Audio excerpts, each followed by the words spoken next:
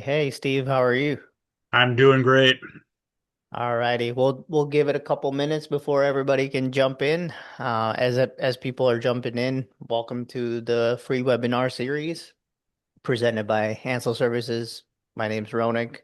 If you haven't met me, I used to be a P&D contractor out of Austell, Georgia. A little bit about me before we get into it. Is like I started my career in logistics. I have over decade and a half, not as much as Steve over here. He's only got about 5.5 decades of trucking and transportation, knowledge and also experiences, right? So a little bit about me before we get into it is my name is Ronak Shah. I'm the owner of Ancile Services. I used to be a P&D contractor, and I wanted to basically start this series to help other contractors because I felt like I was lost when I first started, and I don't want that feeling for you guys.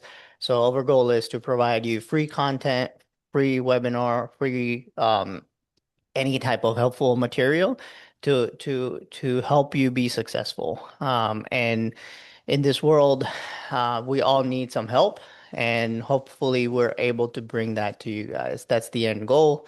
That's why we started this. So, with further ado, let me introduce you guys to Steve Crawford. Him and I met each other 5 years ago at one of these line haul shows, line haul summit. We were one of the sponsors over there. And me and Steve were just literally eating breakfast and started talking. And I was like, my goodness, this guy knows a lot, like a lot, a lot. So this is a great. I used to call Steve Grandpa Steve. I still call him that because he's got all the answers. So we wanted to get you guys introduced to Steve. Steve is one of the most decorated, long tenured TSP in the FedEx Ground network. Like I said, he's only got 55 years of experience, like that's not much. 5.5 decades of experience with 31 as a TSP with FedEx was FedEx during RPS days. He joined in 1995. Right. And yeah, grew up in trucking family, built his operations around the three-word philosophy, which I know he will be talking and touching base on, which is safety, excellence, and being effective. He calls it SEE. So if he refers to SEE, that's what it means, safety, excellence, and effective. Named FedEx Ground Entrepreneur of the Year in 2010, selected Right. out of the field of 22 finalists, out of nearly 5,000 ISPs and TSPs at that time, right? So it was before Right. it was an ISP and TSP. So Right. um, beyond trucking, he's founded Quest for Freedom, a coaching and consulting venture that operates under Trucking Sherpa as a resource, and he can talk a little bit about that as well. Like I said, he operates currently under SET of Ohio and Steve Crawford Trucking. He's got operations currently in Missouri, Arkansas, Texas. Had operations in Ohio, Kentucky, West Virginia, Illinois, which he was able to sell successfully, right? So, like Right. myself, I was able to sell my routes. He was able to sell his runs. Um, a little bit about his philosophy and on drivers and retention, and then we can go into just our webinar, which is you like to staff at 113% to ensure all runs are covered despite daily emergencies. Correct. Right. Yeah, and favors hourly pay over cents per mile. We can touch base on it. He has solo runs, so I know teams is going to be different. Um, so a lot of you guys can learn about the philosophy and the mindset that's required to scale a team up, where he started, how he started, what was the reason he started, right? Maybe in trucking in general, or maybe now coaching other contractors. You cover 60% of your health insurance premiums, starting the first of the month after hire, correct? Right. Um, and then I love this philosophy. I've said this, even though I run a recruiting firm at Ancile Services, this is not a good thing for me to say, but I always say this: retention is the best form of recruiting. His version is every driver I retain is the one I don't need to recruit. And the worst time to recruit a driver is when you need one. I cannot talk more about retention. It's the best form of recruiting, right? So, with that, welcome, Steve. Thank you for joining us. I hope you know you can take this hour and educate us with all the things you've learned over the years and all the things you've forgotten because you have only so much space in your brain. Yeah, when you get older, there's a game you play. Guess what I forgot? So, well, thank you for the kind words and a little bit of history because 55 years sounds like a lot. I started while I was still in high school. The story is my father health started declining. When I was around 14. By the time I was a senior in high school, I was ahead in my program, or when you say program, the required classes. And so Dad went to the principal and said, hey, if Steve just takes school in the morning, he has enough credits to graduate. I was getting out of school at noon when I was a senior in high school and going to work in the afternoon. And, I was still able to do stuff that you do as a kid, but it was a resource for my dad. And of course, I had been riding around in trucks and working for him even prior to that. And so I really, lifelong trucking. I've done some things.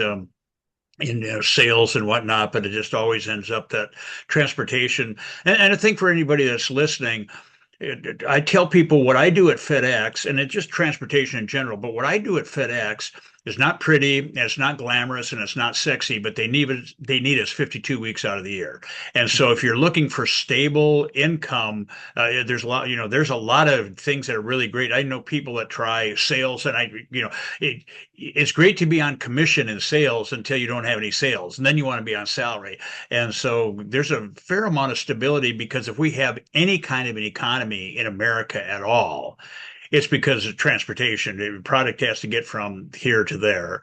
So Yep. that's kind of the story of where I really got started with the family business. And there's just so much that enters into the story, but very much. Well, one thing I want to talk about is, as you just said, with the recruiting, I think where people get lost a little bit is we have really good memories of the past and we're a little bit afraid of the future.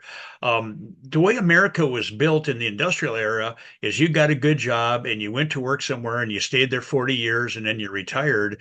And the average worker, I looked up some statistics here maybe about a month ago, and it depends on the age of when they start, but people are content to change jobs every 3, 4 years. Maybe if they're a little older, they'll stick around longer. I remember a statistic that I read. This was pre-COVID, but it said that an 18-year-old at that time, by time they're 40, will have had 11 jobs. So, Yeah. it'd be nice if we could recruit somebody and they're going to stay here 20, 30, 40 years, but that's not going to be the case. And so there always will be recruiting. So can you get the best out of what you can? Well, and if you're going to get the best out of your employees, you got to deliver the best to them because there's got to be a reason for them to stay. Because it's we're in a mobile society today, and jobs are a dime a dozen. Yeah, exactly. No, you're 100% right. And back then you had a lot of benefits, right? To stay with an employer, right? You had pension, you had a lot of these Right. fringe benefits that unfortunately in this day and age is gone. So, yeah, no, like you said, the golden nugget is FedEx has work or transportation has work 52 weeks out of the year, which I think Right. there's only 52 weeks in the year. That's So, that's right. Other than a few holidays, there's just people. uh, As long as there's an economy, we've got work. yeah, yeah. No, and good thing is in the FedEx space, you get paid all 52 weeks every Friday. I was a contractor. I never had an issue where, FedEx didn't pay me. I always had weekly settlement. I'm like, "Oh, hey, it's Friday." It felt like a paycheck, right? So it Right. was nice. Right. Um, Still, so Steve, I know you got take us back to 95, right? When you had first got into the FedEx network life and how was it back then compared to now? What has changed? What are some of the things you're like, wow, I didn't expect this to happen, right? Well, one of the probably the most significant thing is I truly did start with one truck. Back in those days, you could have one truck and just start on your own, and that the thing that changed to where it's a corporate identity, and you have to have, and I think I did form a corporation right away when I started, but now it has to be that you're a business, you have to be a corporation, you got to have at least two trucks. That's in the line haul space, and I don't know that a P&D contractor could be successful with just two trucks. You got to have density, critical mass, whatever. So, and it was really a slow grow. Starting in 95 with one truck, by the time we got to 99, I only had three trucks. I know when we moved to the new building in St. Louis in 2003, I was maybe at, yeah, I was probably around five trucks because I remember in 2000, gosh, it was 2011 we put our seventh truck on. So from 95 to 2011, you're looking at what, Tim, about 15 years there of very, very slow growth. I think a couple things that took off. One is when FedEx did buy RPS and the other related companies and whatnot. FedEx wanted to get into the ground space, and that gave us the brand recognition and the marketing power, whatnot, to grow the business. And then with the advent of the internet, online shopping, they added at the time it was called home delivery.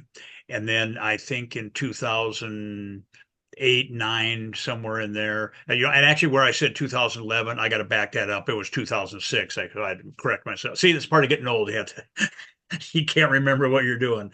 Um, but it was 2006 when we had put on our seventh truck, and they bought Smart Post. It wasn't called Smart Post at the time. They branded it that, and so things really took off, and we had a lot of blending of different services, and that it's all kind of come together where we absorbed home delivery into the main network. Smart Post was absorbed in, and we're seeing that continue right now, where we're seeing the absorbing between Express and Ground with this 2.0. And so seeing the model get to where it is today, I think some of the biggest surprises were how quickly when something changes that it happens so fast. It used to be, something's coming and a few months later it happened. I've had cases where, hey, we got something, can you start next week? And Hmm. so the speed of what's, I mean, everybody wants speed in their delivery, but just the speed and how we have to adapt to new markets is a big deal. Yeah. No, 100%. And especially with now, competition from Amazons of the world, speed will definitely take into effect, right? Which we'll talk a little bit about how it's going to shape the future of FedEx network since Amazon is getting into the delivering and picking up, right, of other businesses and whatnot. So let me ask you this. I know you're come from the trucking family, right? And how did you shape your approach, or how did it shape your approach in running your own operation? What did you take from, your dad or in general about running a business and running an operation? And then what did you unlearn and change?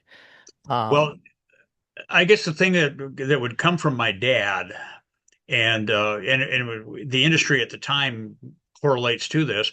We were heavily regulated by the Interstate Commerce Commission, mhm. and that meant that we were, service was required. It wasn't, so much so that, I mean, it wasn't unrealistic, but if you weren't taking care of the towns that you were supposed to take care of, you could lose that. Somebody else could come in and take over those rights. And, so the rights were valuable. You could buy and sell trucking companies. The routes then were similar to buying and selling contracts at FedEx today. And so service has always been part of my DNA. Somebody ordered this, and in some cases, it's really important. And going clear back to when I was a kid, I grew up in the northern part of South Dakota. I've seen years where we've had 50 to 55 inches of snow or more. And I remember one blizzard from one Sunday to Sunday, we had 52 inches. Um, so Yeah. you can't deliver a lot of different things, but part of what we were hauling was pharmaceuticals, it was stuff for the Mhm. drugstores that were for prescriptions.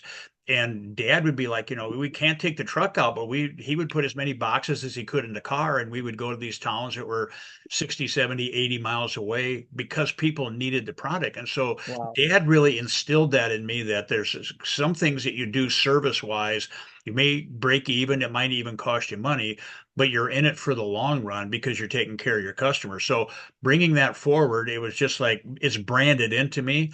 And so FedEx has a service requirement, and short of sounding like we're boasting, there's a lot of times that we've gone beyond what we needed to do, and maybe we didn't get paid for it, or you got paid. And like, who wants to come in on a Sunday and do one trailer spot for $40 or $80 or something like that? But sometimes you do what you don't like doing, but then you build a reputation that, hey, you can be counted on. And that was the thing with my dad, is that, if my dad's name was Al, and if Al said it was going to happen, it was going to happen. And so that carried over to me and carrying over to the next generation. And that's, you can sign contracts all day long. Your word is behind it. And that's so funny you say that. I completely believe that, and it's so true, right? Like even with other stuff, right? When I run a business, we started a services business, which we say, hey, this is what we're going to do in delivery, and if you're not able to, you know, then no part of agreement will make the customer happy at the end of the day. So it's very important. And I also grew up, so I grew up in India, like, where your word is your bond. That's pretty Right. much it, right? You don't need to write like a 18-page agreement and a contract where it's like, hey, this is what something we'll do, blah, blah, blah, right? Like it's got to be very simple. And business this is a very much a golden nugget, guys. Like, business is that. If you say something, you better do it. If you can't deliver something, then don't write the check. Don't give that promise that you can't cash. So no, thank you, Steve, for sharing that philosophy. That's a golden nugget for everybody. Well, Um, with that, if I could just add though, that yeah, the boundary then has to be, and this is, I'm guilty as charged. I'm an entrepreneur. I'm a dreamer. I was talking, my son Jason. yeah, I was talking with him today. We have a friend, as got a friend of mine, and Jason knows him. His name is Brian. Brian is a dreamer like I am. If you put Brian and I together in the same room, there'll be a lot of enthusiasm and a lot of ideas, and nothing will get done. And so I could overgrow the business. There's plenty of opportunities out there, and so sometimes, as hard as it is, you have to know when to say no. yeah, 100%. Yeah, you have to. Focus is a $1 million idea, honestly, and it's very hard in this day and age with everything that's happening, right? So, let's take a step back if we Sure. can, and like you've talked about this, you talked to me about it, right? And talked about experiencing bankruptcy. Like, how did you deal with that? Because that is a blow, right? Someone coming in to a business, and what did you learn? How did you change the way you ran the business? And what can other people learn? Like, looking back, you're like, hey, if I did this, this, and this, we can learn from, like, these are the mistakes I made. I wouldn't have done the same thing, and this is what I learned from it, so they don't have to take the scars, right? Oh, and make the mistakes that you made, right? They can learn from it. So, Yeah, I would say the sloppy time, if you want to call it that, of my life was between, say, maybe 1983, 84, in there up to about, say, 88. Young, in my early 30s, and, you're invincible and just keep going out and doing things. And so we didn't, it's not that we did anything horribly wrong, probably didn't pay attention to detail. And so, mhm. and like one of the things that you need to do is set money aside for maintenance. And when I got started and we were living in Sioux Falls, South Dakota at the time, a fellow that I knew at the Freightliner dealer lined me up with 7 tractors, and we started hauling freight for a company up there, one of the best companies that you could lease onto at the time. And so we had all 7 of these trucks, and so the cash flow was good. And I was probably, it's not like we were going out buying real expensive stuff, but we were living life, not really thinking about tomorrow and the next day and whatnot. Well, all these trucks were running about the same amount of miles. And so you got 7 trucks, you got 8 drive tires. I had 56 tires come due within probably 30 to 60 days of each other. And even at the tire prices back then, I didn't have the cash set aside. Now we eventually came out of that, but you know, that was the start of the end, if you want to call it that, is I was not paying attention to details. And it's like a snowball then. It just builds and builds and builds till finally it was like, well, I need to exit the business. I was just struggling, and I didn't want to get down to where I was going to be small and just have to be driving all the time. And so in closing up that business, ended up that person, I was able to keep the family out. It was me individually, but had to start over again. And in 1988, I took a job in 1987 with Roberts Express, which is now FedEx Custom Critical. And I was with them until 81 I mean, until 91, I should say. And I started in sales and I went into recruiting. And recruiting, I saw people being successful, and it's like, I want to do that. And so I was actually a contractor for Roberts Express at the time until I came over to RPS. And so the thing with the starting over, it was devastating to have to go through that. And I remember I can't remember the name of the whatever it was. I was a Hardee's or a McDonald's or something like that, and I was just in talking to a guy and told him, what I had been going through, and he said, just he gave me encouragement. And I don't even know who this guy was, but he's like, Yeah. he says this will fade to black. This will, eventually go away. You got to start over and just keep moving forward. So, there was unsolicited advice there, but it really helped. But along the way, there was people that helped, with we had to get, when it came time to get a new car, somebody helped with, the financing, or they had an old jalopy they could sell us or whatever. So it's a rebuilding process, and nothing that I'm proud of, but I can say that I learned my lessons. And, and so if anybody is going through anything that's a real struggle, it's like, reach out and that, hey, yeah, I can't solve your problem for you, but I can maybe talk you off the ledge. Hey, yeah, exactly. We get help along the way, and we don't realize it till you go back to that time, because when you're in the toughest, right, part of your life, it's very hard to objectively be able to look at the things that were happening, but till you are like far off, right? In the distance, you're like, hey, this person, for me, it was Paul when I started. Paul was a mechanic. He literally helped me save $500,000. And Paul, if it wasn't for Paul, I wouldn't be here talking about this as, hey, I've exited, I sold my routes, and I was successful at selling that and then scaling this business, right? So you can only connect the dots. Steve Jobs said this, right? You can only connect the dots going back, looking backwards. You can't Right. connect the dots, looking forward. So yeah, it's very true. Well, if I can, Ronak, there's one part that I have to share this because I've shared it with so many people. In around 2007 or so, overcoming the bankruptcy, I could borrow money to buy trucks and whatnot, but I didn't have any operating capital. And that's back, it was before direct deposit. I'd get the check on Friday and Mary would come get it and put it in the bank, and then I would hand out the paychecks and everything. So I went to a friend, a guy from Taiwan, or yeah, he was from Taiwan. He had come to America in 1985. His name was Wee Chang. He had the Oriental accent and everything, and but he put himself through college and he got an MBA in finance. And I would go to his restaurant and just sit there and have a bowl of chicken fried rice and talk money with him. And I learned more about finances from him than I could have learned anywhere else. And so I asked him one time, I said, can you introduce me to a banker that's willing to do an unsecured loan? Steve, how much do you need? I told him $5,000. He goes to his office, comes back with 50 $100 bills, has me sign a Wow. paper napkin. And I owe Chang five. I seriously, it said I owe Chang $5,000, and I signed his paper napkin. I wish I still had that napkin today. Oh So, man, that would have been great to keep as a memory. well, here's where the real story is, though. I paid him back with interest, and then several years later, I happened to be in his store. I said, Chang, thank you very much again for helping me when you did. I haven't forgot it. And it was very important. And again, he's got the Oriental accent. He goes, Steve, very important you know this. You stuck in mud, I help you out. You not jump back in mud. you know, and seriously, as cool as that story is and as funny as it is, that's what we need in America today is to help people out of the mud, but please don't jump back in. Yeah, yeah. It's very important. It is truly very important to learn your lessons.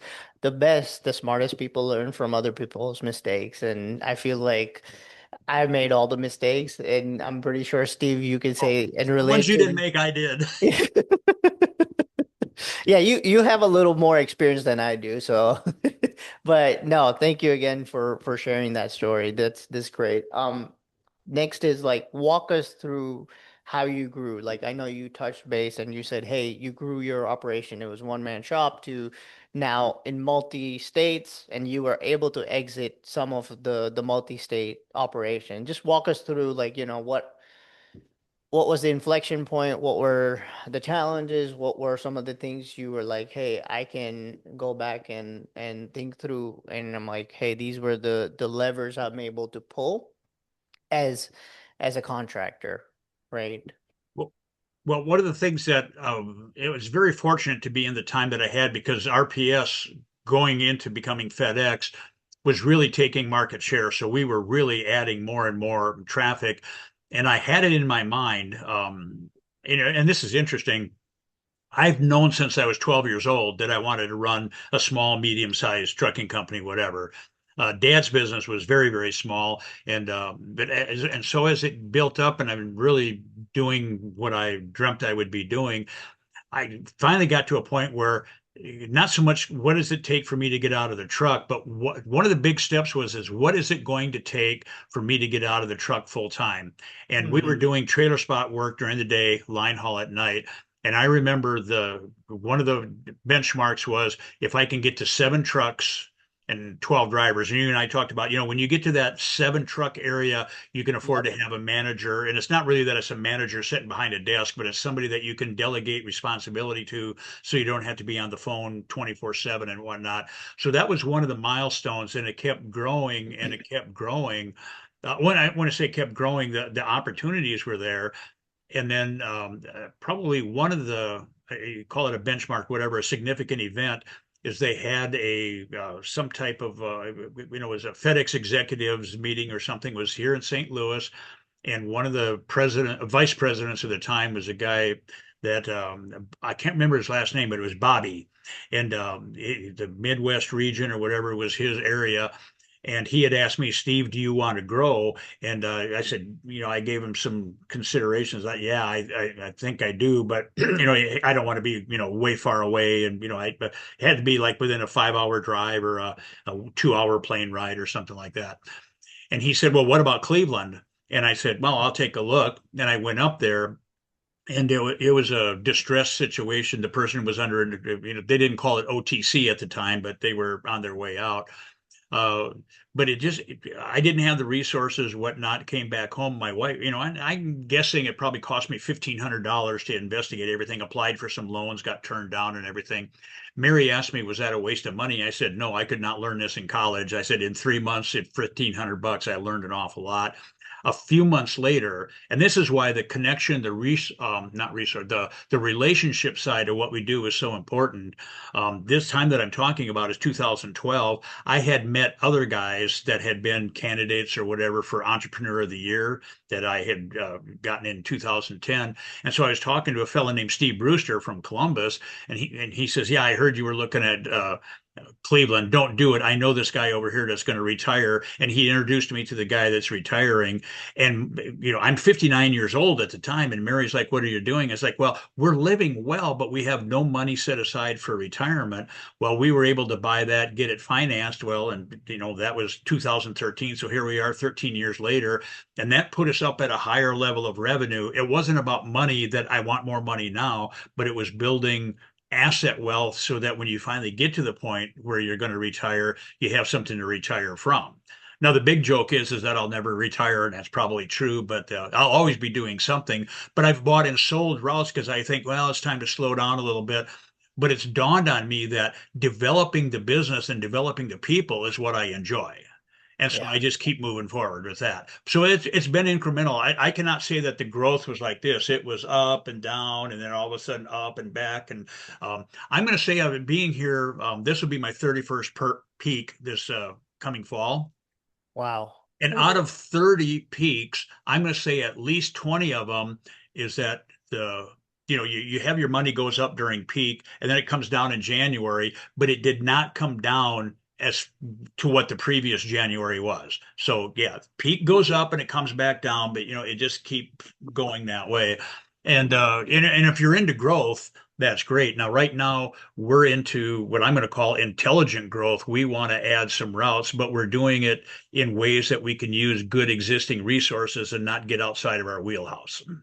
Yeah, makes sense. So let's talk and deep dive into intelligent growth, right? Like what does that look for you? What do you look for? Is it partnership? Is it like you taking on a project that you're like, hey, I can see myself keeping this? What is that for you? Well, um, I'm one of the things is I'm always fascinated with I'm not a computer guy necessarily, whatever, but I'm kind of a geek for information, not just data, but information is knowing and the connection of that information. Um, as I've gotten to the point where I am, and if everybody's trying to do the math and all that kind of stuff, I'm 72 and I'll be 73 in July. So if you need to figure that out, that's the deal there. Um, and so I'm in the St. Louis area, and when we sold off other parts and whatever, a lot of it was to get out of other debts that we had, and we're very comfortable with being in Southwest Missouri, Northwest Arkansas. We can spill over a little bit, maybe into Kansas or whatever. But now this opportunity came up in Houston, which is a ways away. But here's the thing about Houston, and this is just my own philosophy of connecting the dots. But one of the things that's uh, related, but people wouldn't necessarily connect, is they widened the Panama Canal. So that means Mhm. ships that used to go into California now can go into the port in Houston. Yeah. And and when I was growing up, the big term and from the old John Wayne movies and everything was "Go west, young man."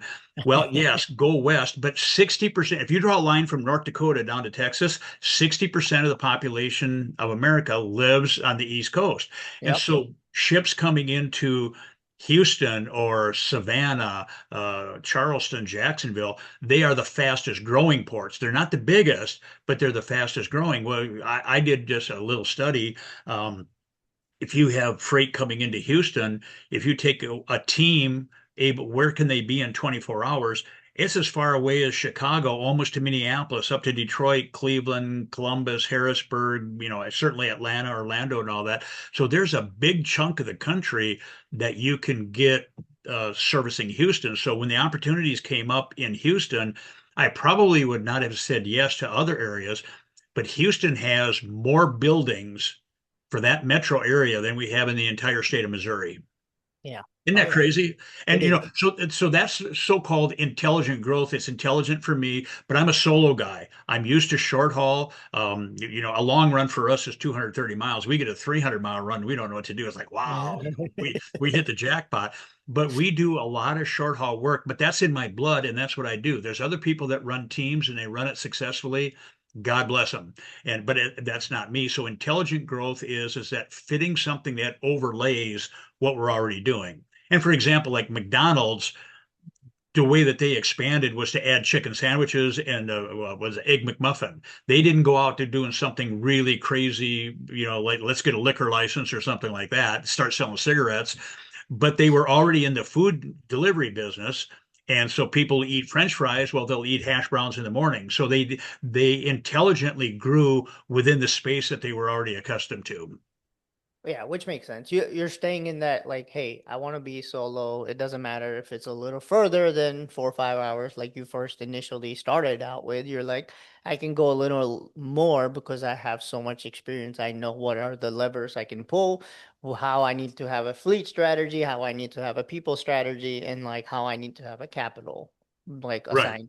I call it the three-legged stool being a FedEx contractor. You need those three things, right? People, trucks, and capital. That's it. Well, then everything else is all about levers. What are the levers you can pull? What can you do at what time and how you should do it, right? To be a successful either ISP or TSP. That's correct. With that said, let's talk about drivers, all right? Recruiting and retention. I know you're a big believer in retention, so and also safety, right? So Right. how do you instill SEE philosophy, right? Like we talked about. And for someone who just started, let's say I'm a driver who is starting with you this week. What is that talk to that driver? Well, safety really starts with the interview. You're in the recruiting business and you want to see your clients, me, everybody else succeed, but Mhm. nothing will destroy you more than hiring the wrong person. If 100%. you buy the wrong truck, you can overcome that. But if you hire the wrong person, that can be almost fatal to your company. And Uh-huh. so the thing with safety and the way this developed or morphed, if you will, is that what is our reason to exist? Well, when we first start the business, I need to make money. It's just I'm broke and I need to make money. And that's what you end up focusing on. But I had so much influence from other people that it's like, it's the development of your people. Trucks, during COVID, it was hard to get trucks because of all these different things. That's a little blip on the map. But Hmm. in a sense, if you've got the capital, you can get trucks. Yep. If you've got capital, there's no guarantee that you're going to get drivers. And Exactly. so, the way that we want to administer what we're doing, the way we want to live what we're doing, is we have to number one be safe, Yep. then be excellent. Let's do what we say we're supposed to do, and then effective. Really, you and I talked about it a little bit. At first, I had said let's be efficient. 40 years ago, I had a fellow that was a mentor, coach, whatever, and he said efficient is when you're measuring against someone else. Effective is when you're measuring against yourself. And I thought, Mm. wow, there's power in that because who cares what somebody else is doing? How am I doing against, if I'm doing better today than I was yesterday? Yep. Doesn't matter what everybody else is doing. So it's like, yeah, we need to be effective. Well, if you look up the definition of effective in the dictionary, it's to achieve the desired result. So I have it shaped like a pyramid. You build it. What's our purpose for existing? Adding excellence and then safety at the top. You build it from the bottom up, but then you live it from the top down. So, for example, if I have a driver that's broke down, number one, are you safe? Are you off the highway? Whatever, are you safe? Excellence is we've had times where there's a breakdown and we immediately dispatch a driver with a tractor to go rescue the trailers. And I'm going to say 40% of the time we turned the guy around to bring him back and he didn't have to do it. But if it's within my power, that trailer is going to make service, and we're not going to just sit there broke down alongside the road and say, "Oh, gee, well, there's nothing we can do about it." So you build it from the bottom up. You can't live in the penthouse if you don't build a foundation. And so you have to have a good reason to exist. And the reason that we exist is not just so I can make money. We have defined our purpose at Steve Crawford Trucking, SET, Ohio, is we're here to provide good jobs and provide service at a profit. But Hmm. profit is our motivator. But if we don't have good jobs and we don't do a good job for FedEx, we're not going to have profit because they're not going to want us. Yeah, it's a very distorted view in the sense that it's very true. You're thinking from, hey, let me be excellent, let me provide the service, and let me make sure I have the right people to provide that service. Profit is the byproduct of all those things, right? So, Well, you're right, but also going back to safety because that's such a key component. yep. Safety is not something that you do. Hmm. Safety is something that you are, or safe is something that you are. Um, it's not the same thing, but it's call it a plug, whatever. I have a friend up in Canada, a guy named John Robertson, and Yeah. he's written a book. It's a leadership development book, and you have to think about this. The title of the book is "Living the I Am in a I Have Culture." In America, we're so concerned about what we have. Like you can't go buy safety. Either you are safe or you're not. And if we don't teach that from the bottom up, we're never going to have safe drivers. No, you're 100% right. No, that's great. So you talk about the pyramid, you talk about like, hey, how you have to live within this culture of, hey, if I am your driver, you're going through the pyramid and you're like, hey, I want you to instill from bottom to top, but I'm living top to bottom, and you will see by actions because actions speak louder than words. Does that sound like something that you would say to your drivers when they first join? Yes. And then the key thing though is you have to balance how you do this. But my job then is to prove it. And Yep. well, there's three real quick stories I can tell you. We had a single mom that worked for us, and she'd have to call in. Her boy was 4 years old, and if she got a call from daycare and he was sick, well, then she can't come back for 24 hours, and and be in tears on the phone. Hey, go take care of your kid. We'll take your job will still be here. Go do what you got to do. And I got a thank you letter many years later from her. I got a phone call once from a driver. Steve, I'm buying my first house. I never never thought I'd be able to afford a house, but because I've had stability of work, I'm able to buy a house. Recently, we had a driver whose mother had passed away, and just is out in California, lives in the middle part of Missouri. Plane tickets and whatnot are expensive. We advanced him the money for the plane tickets so the family could go to the funeral. Now, yeah, there's a chance that I could be stiffed for that money, but why would the driver care about what I've got going on if I don't care about what he's got going on? So it's not really like bribery and pay to play and all that kind of stuff, but we don't just say that we invest in our drivers, we do it. And so if they have something that's reasonable that we can help with, and sometimes that help is just a matter of an encouraging word. You showed up and said the right thing at the right time.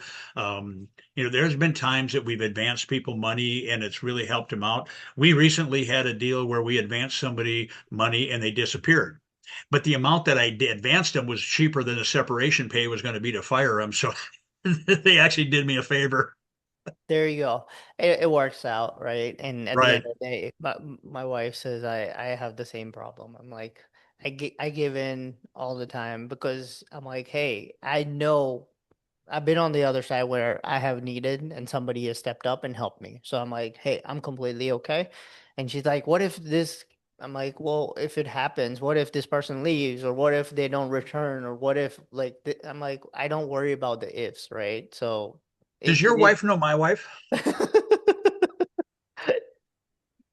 It seems like yeah, every wife thinks the same way, right? That's how, the reason we succeed is we've got that counterbalance that they keep us from going nuts. So Yeah, yeah, we'll yeah, do a webinar one of these days introducing our wives and telling yeah. people how great they really truly are. Yeah, they'll be like, these guys are crazy, right? So, and they have a bleeding heart. But hey, Yeah. I know before we go off topic and we'll open it up for folks, like real quick, I know you said that you staff at 113%.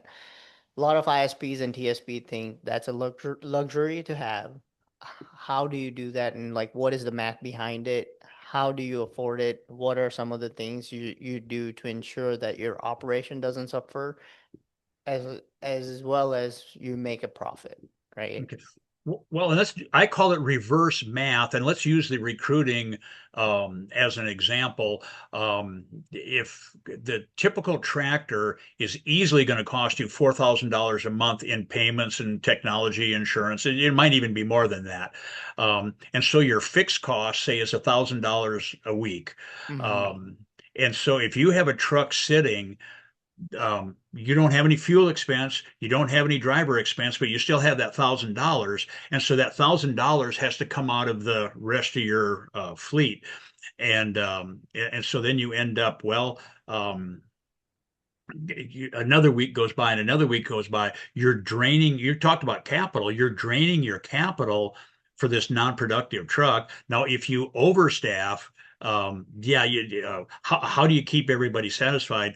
We have all of our drivers on a guarantee. They're going to be, in a lot of cases where it's hourly, I'm guaranteeing 40 hours. And so if it's short this week and they only got 4 days in, 36 hours, I make up the difference. Well, if I say somebody's on a $1,200, I'm going to just use this for math because it's easy.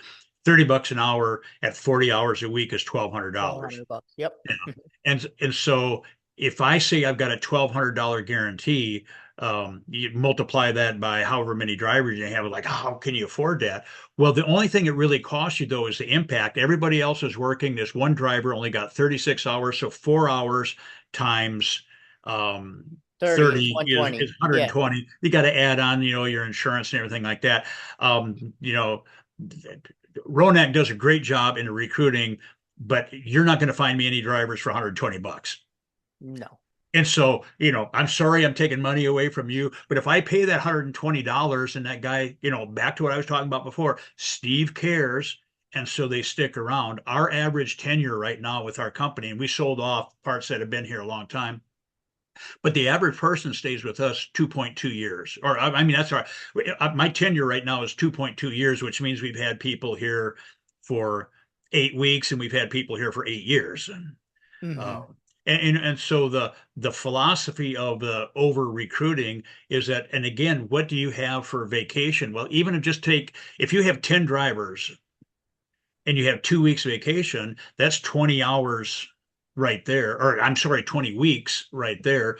That's almost half of a year. Yeah. And there's this guy needs this off and that guy needs that off. Then you get to peak and you know that you can run extra during peak for what, 8 weeks? And so really you have to only go out and hustle extra work for that guy for about 40% of the time. And if you take that cost, even if you got nothing, you take that cost, divide it across 52 weeks, divide it across a number of routes that you had. I explained this to a fellow here in St. Louis many years ago. He was wondering, how can you afford to pay extra for having somebody work a holiday? And I showed him it was only going to cost him $6 a day. Is it worth losing your contract over $6 a day? No. No, exactly. No, and people don't realize when you do backwards calculation, that will reveal a lot, right? So the Right. cost is actually when, if you either lose your contract, which we never want to see any of us have to go through, right? Unfortunately, there are people who have gone through that, and we don't ever want to see that, right? So, this is great. I'm going to ask you one last question, and then I'm going to open it up for Q&A for last, 10 minutes or so. We already started getting a couple of these questions coming in, but let's jump into the future, right? Like we talked about Amazon coming into the space. How is that going to affect FedEx operation, and like why should someone who hasn't stepped into FedEx step in now, right? Because Amazon's always a big threat, and then the other one is AI, which is a big disruptor. How do you see AI? And like two full questions. Okay. Well, let's start with the AI. The thing is that I need to learn more about it, but the AI is not going to replace it, but it's a tool. There's decisions that we have to make quick, and we can get the information so that we know what decision to make in a matter of seconds.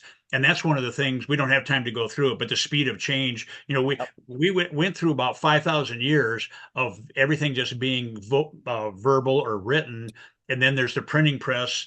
And then 400 years later, we had typewriters. 100 years later, we had electric typewriters. 20 years later, we had word processors. So everything got speeded up, and AI is going to continue that. But the thing with the change, if we don't adapt, earlier you and I were talking about Blockbuster Video.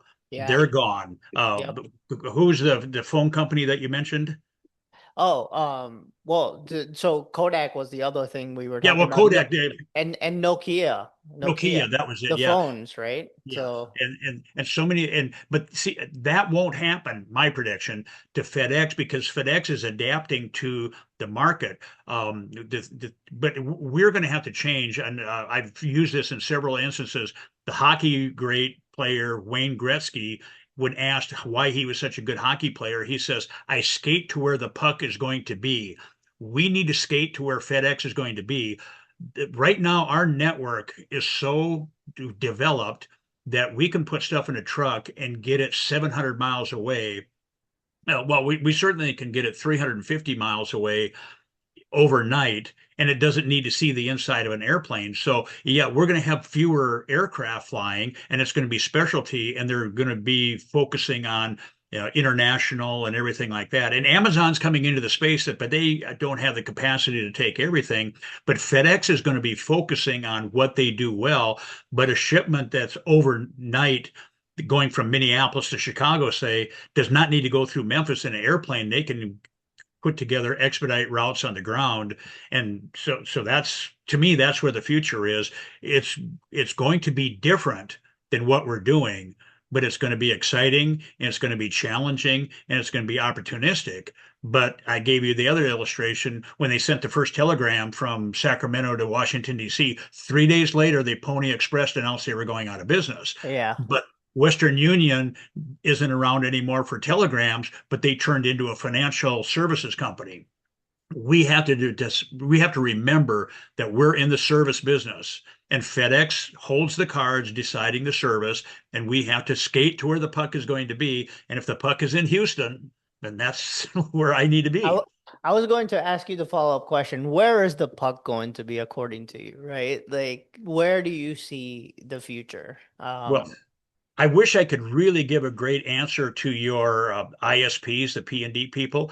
I don't have a good handle on that. I think I do know, but I'm going to tell you in line haul, we're going to have more runs that are shorter. This is just very much a generalization, but instead of getting a 400-mile run, we're going to get four 100-mile runs. That's just me generalizing it. On the P&D side, I don't know that business well enough, but I'm thinking if you got a CSA or you, maybe multiple CSAs and you've got all these zip codes, you're going to have to experiment with some things. Like I said earlier about taking the pharmaceuticals out. You've Mhm. got 10 trucks, you dispatch nine of them, and you have one truck that has to take all the hots and they get all the 1030 deliveries. And you broke even on that one, or maybe even lost a little money, but you made money on the other nine. And at the end of the day, did you achieve the desired result? I could probably be wrong on that on the P&D. I'd love to, talk to some people that are smarter than I am in that. But the puck is going to be on time dependent service and fulfilling the promise that we said. I guess on the earnings call, one of the people that was talking about is that if you're shipping T-shirts, FedEx might not be the company that you want. That they're Mhm. going to go for a premium that's time definite, and we have to perform. Makes sense. No, that's great. So just so you guys know, we're gonna open up for Q&A. So if you have questions, please feel free. There's a Q&A section. Just type in your question, we'll answer it. One of the participant has asked, how do we deal with the current shortage of CDL drivers across the country? Um, Steve, according to you, like what's happening? If you can educate us, if you are aware of it and whatnot, and how do you deal with it? So, Well, that question has been asked, like they say, the current shortage. We really did have some shortage issues in during the COVID time, and that was shortages of everything. But this driver shortage goes clear back into the 80s. And um, the true definition of a shortage is that the product is not there. Again, when I was growing up in the 70s, we had the first oil embargo. In the town that I lived in, if your license plate ended in an odd number, you got to buy gas on that day, odd days, and on the even days, if it ended even. You go to the grocery store and the shelves are bare, or you go whatever. All the freight that needs to move in America is being moved. A lot of people are probably not going to like what I have to say, but it's not that there's a driver shortage. There's a shortage of good companies to work for. Yeah, we struggle sometimes with drivers, but my margins are a little bit thinner, but we take care of the driver. Yes, it takes more work. You're going to have to work harder to find the guy that you need. But right now, and use Ronak service, but there's a guy I'm in Rolla, Missouri, and say 20 miles away, there's a town, Salem, Missouri. That guy doesn't even know that I exist, and I don't know that he exists. So how do we find that guy? Because he probably should come to work for me. But if there's not a compelling reason to come to work for me, why should he? So I'm not going to pretend that there's not a driver shortage, but it's a marketing problem. We got to be able to convince people to come to work for us and stay with us. yeah. And I think the what I have seen in the recruiting space over the last year and what has changed in the space is a lot of the folks who were, who has CDL licenses, but they're not officially. in America, right? Right. It has gotten tougher to get endorsements, and they are not. They're actually it's a threefold problem that I've recently seen. Number one is they're not going to DMV to get their endorsement because they're getting very tough on giving out the endorsement because they're asking for it. Second is if they get pulled over, DOT might actually officer might ask them for their papers, and they're afraid they get deported. Right? That's number Right. two, and then number three is, baby boomers are retiring, which is a fact, and nobody wants to do this type of a job, Right. which is making it even tougher, right? Over the last couple of years, baby boomers is been a ongoing problem, and the younger generations coming in taking those jobs. But I think when supply and demand go out of whack, that's the beauty of capitalism. The Right. prey goes up, the freight market will go up, and eventually sort itself out, right? Eventually there will be jobs that will be created, money's being paid extra for it, and hence you will end up balancing over a longer time horizon. Well, and the trucking companies that are intelligent and can figure this out will come up with a solution. For example, like in your recruiting, you probably the guys that have teams have way more turnover than solo because not everybody wants to run team and they'll do it for a while. Yeah. And so when you finally get tired of that, or FedEx gets tired of it, the marketplace gets tired of it, whatever it is, they'll start putting together relays. And Yep. then so you got a bunch of solo drivers are moving it cross country instead of a team. It may be less efficient. Can they meet the time constraints and all that? It gets harder and harder. But as we get more and more technology, we can get that figured out. And it's just like any of the other trades right now. There's starting to be young people. My grandson, that's a junior in high school, he's already in high school. They're going through the trades. He's already had exposure to electric, carpentry, masonry, HVAC, and all that. And he'll definitely go to a trade school. And so I think that'll happen with driving too, as the jobs I become agree. better. Yeah. We'll see this cycle is that, yeah, you can go spend $100,000 and get a degree in something, and AI is going to replace it. And it's like, well, I might as well go back to driving a truck. Exactly. Exactly. With that said, like the self-driving, right? That's a big for especially for line haul. I think B&D is going to be very tough to replace with line haul going back and forth, even if it's relays or if it's actually from terminal to terminal. How do you see that as a threat? Do you think it's coming? And if so, like when do you think that might be?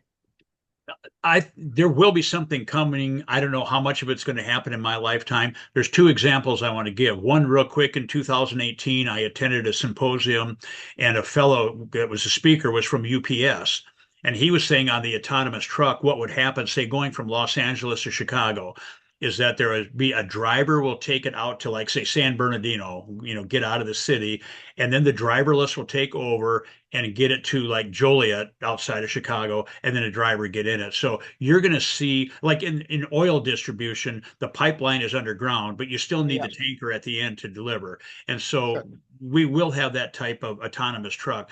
But is the public ready for an 80,000 pound truck out of the highway with no driver behind it? I don't know that we're ever going to be ready for that. One of the most popular ones is what they call platooning. You've got there's a tractor that, say, I'm driving and a 53-foot trailer behind me, and then another tractor trailer, and those two are connected to me via Bluetooth. Well, okay, that's going to be 210 foot long. Just west of St. Louis here, the truck stop, you can barely get in there with a 53-foot trailer. How are we going to get in with a 210-foot rig?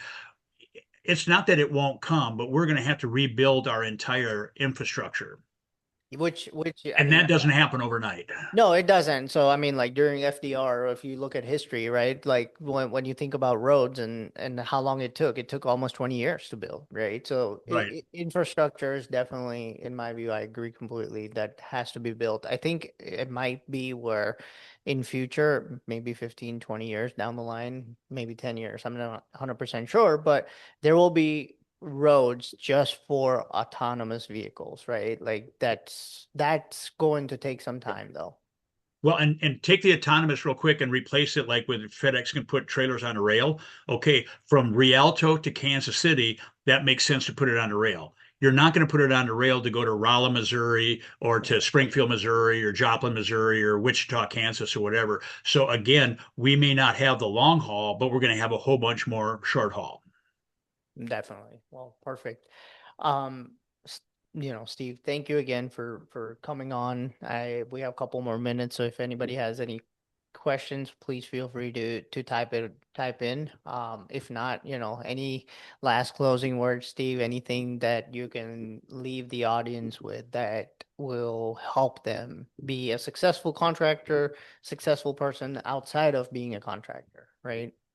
Well, I think it goes with being a contractor and a successful life. You did indicate earlier about the quest for freedom, and what that really is about is there is a prison that's not made with iron and steel bars and concrete, but it's built with things like shame and guilt and fear and pride and anxiety and worry and all that.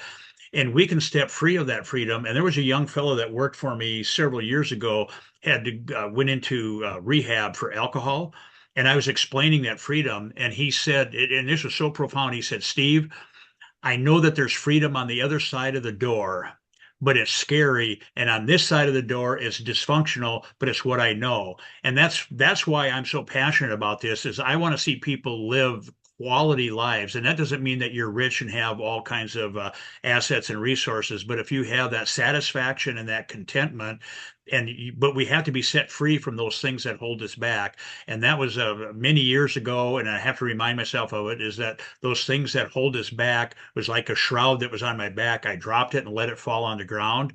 And for some people, it's motivation. For some people, it's faith. I'm a firm believer in higher power, that there's a God that created us for a reason. And so let's figure out what that reason is, and let's go live it. That's beautiful. Well, thank you again, Steve, for being a friend, being a client, being, a guide, being a person I can call if I have any questions, right? Like I said, Steve's a great resource. He knows a lot. He's probably known a lot more than, and probably forgotten a lot more than I even know. So, again, if you guys want to reach out, please feel free. Steve, thank you again for joining us, and I really appreciate all of you guys who joined. I hope this has been helpful. We'll continue this going forward. Thank Well, you. and for the people that are still on, I have my own personal website. If you Steve at Steve Crawford 411.com. And if you go to stevecrawford411.com, all this other stuff that I talked about, Quest for Freedom, whatnot, is there. But if you can send me an email there, I'll get it. If somebody needs help with something, reach out. We'll do what we can. Perfect. Thank you again, Steve. I appreciate it, guys. Thank you. Bye. You bet. Take care. Bye.